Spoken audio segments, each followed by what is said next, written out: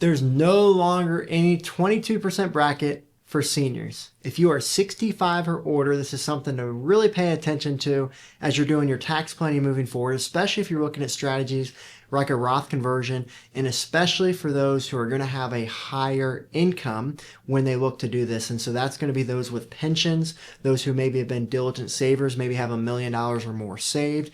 And that's what we're going to be talking about on today's video of Joe Knows Retirement. Those in the 2% club who have pensions, million plus. The book should be out here soon, so pay attention to that if you've been watching these videos. And those who are Midwestern millionaires, who are hardworking, frugal, diligent savers, who value tax savings, who value proper planning. That's what we're going to be talking about today. And we're going to break down this 22% tax bracket. And we're going to give you some advice, some suggestions, some thoughts as you think about, as you plan here moving forward. Joe knows taxes. Joe knows the market. Joe knows Social Security. Joe knows income planning. Joe knows pickleball? No. This is Joe Knows Retirement.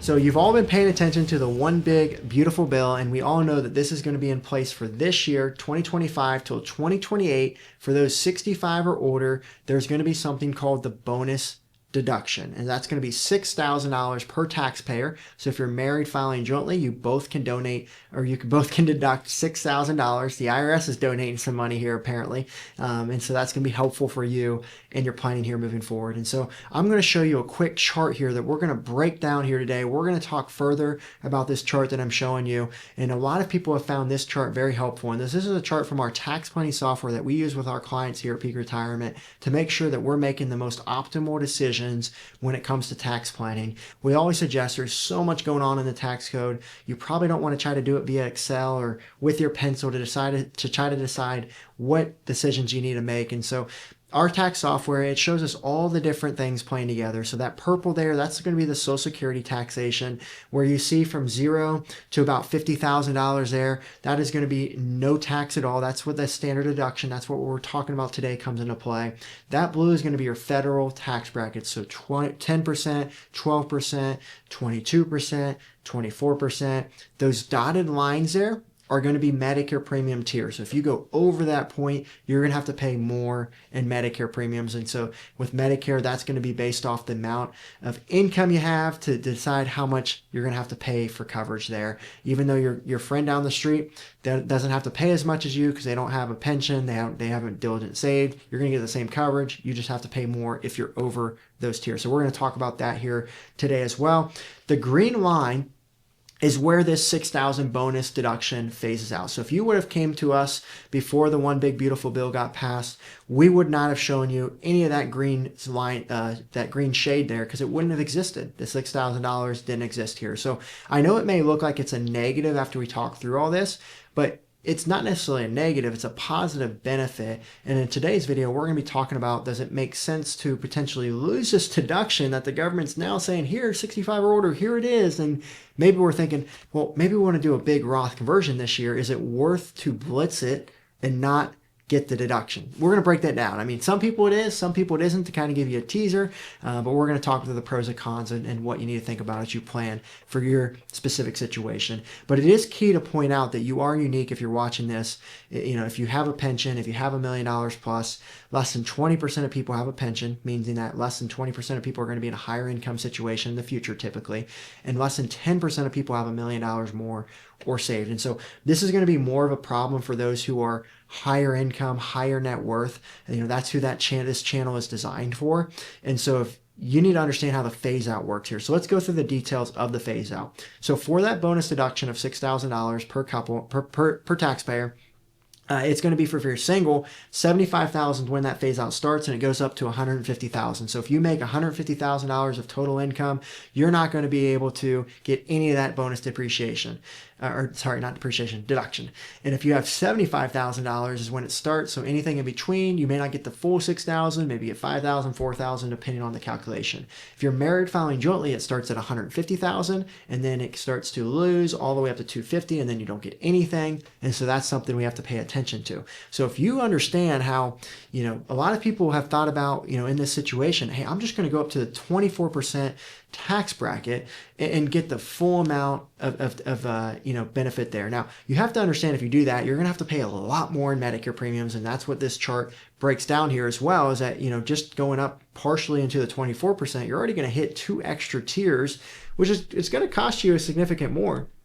And if you look at the chart here, that could cost $2,600 more just to go up 2 tiers. We're not even talking about potentially 3 or 4 tiers if you go up to the top, and that's per taxpayer. It's an extra $5,000 that you'd have to pay in Medicare premiums on top of the tax burden on the Roth conversion. And so you have to explore if that makes sense or not. Some clients it can, because they're probably, maybe in that, for it to make sense, they're probably always going to be blitzing that as time goes on. Their RMDs or pension are always going to force them into the higher tax brackets.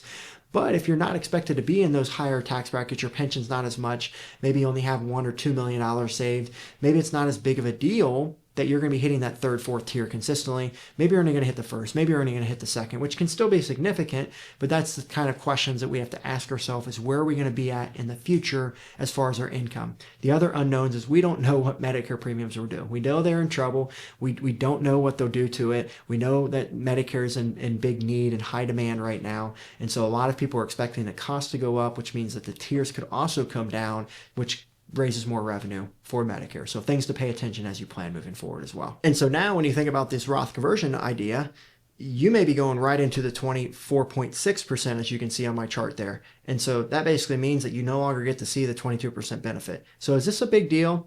Some could argue it's not a big deal, but that could be some good tax savings there that you could see. And so it's going to be an additional amount that you got to decide if it's going to be worthwhile or not for you. And so the things that we really want to understand here as well is that this $6,000 deduction, you also are going to be able to take advantage of the $3,200 current deduction if you're 65 or older and you're married, or $2,000 if you're single. So all of this combined, if you're married, you could take $46,700 as a standard deduction, with them now increasing the actual standard deduction to $31,500. And if you're single, it's now $23,750 that you could take with all of those deductions combined. So this is going to give you a lot of money up front. So let's not lose focus that this is a great opportunity for you to have. And so the biggest decision though has to become is, do you only convert to the 12% bracket? And again, you're going to have to run your numbers and see what that looks like. Now, let's talk about that purple there, because you're going to have to pay, if you're taking Social Security at 65, you're going to have to pay potentially taxation on your Social Security if your income goes above that. So a lot of our clients with pensions, they're going to have to pay tax on their Social Security benefit there. But, some people think, hey, I'm going to wait till 70 so I can get increased benefits in my Social Security, but also that's not going to pop up in your screen here if you're 65 to 70, 65 to 69, you're going to have more ability to do Roth conversions or take out IRA withdrawals, or, if you're still working, be able to have that Social Security not be taxable at that point. And so that could all be suggestions, things to think about as you look to take Social Security. Now, if you're not planning on living very long, maybe it makes sense to take it as early as possible. Versus if you have a longer life expectancy, now you have an option to see if that makes sense, and also explore the spousal benefit, the survivor benefit. There's a lot of decisions that go into making Social Security. And with our clients, we always use that as a daily decision, or maybe not daily, but yearly decision when doing that. So we're exploring it. We're seeing if it makes sense each year as soon as they start 62, and then making a decision by 70. It's one of the checklist items we do for our clients every single year to make sure that we're not missing anything, and always do the due diligence to do proper planning. And now maybe if your income's already over $250,000 because you have that pension, maybe you're 73 and you have an RMD or required minimum distribution, or maybe you're working part-time on top of all that, and all of that brings you to $250,000 if you're married, or if you're single, $175,000. In that situation, you may not be able to, you may not even have to worry about this bonus deduction, or what can you do. Now, if you're still working, you could look to potentially contribute to a tax deferred option like a 401k, or an IRA. You may not be able to because you're out of the deduction period at this point. But those are ways that you can reduce your income, or contributing to an HSA, a health savings account. Those are ways that you could save on taxes so that you could potentially not have to pay or be able to take advantage of this bonus deduction. So if you're still working, those are some things to consider. Remember, you have to have earned income to be able to do that. You have to have an employer that offers a retirement account to be able to do that as well. And also, I do want to make it clear that this $6,000 benefit can apply to you if you itemize or not. So even if you maybe itemize, maybe you do some higher charitable deductions. We know now with the One Big Beautiful Bill, you're going to have potential for a higher SALT deduction. So, if you're in a higher state, tax state like New York or California, I mean, you can see yourself be able to itemize deductions at this point potentially, even though it is such a high amount. So, the only number you necessarily have to get over is that $31,500 if you're married, or that $15,750. And so in that case, you can even have a higher amount of tax-free income with this $12,000 if you're married, a bonus deduction being able to go on top of that. And so that's going to shift this chart, as I'm showing you earlier, all the way over even more, giving you more room to do things like Roth conversions or take out IRA withdrawals. And that's something I really want to emphasize here, is that, again, this is a positive. I know we're talking about how, we may lose this, we may not get it, but this is going to give you an opportunity, if you're under this, to be able to do more Roth conversions and pay lesser taxes on those with this extra $12,000 tax-free.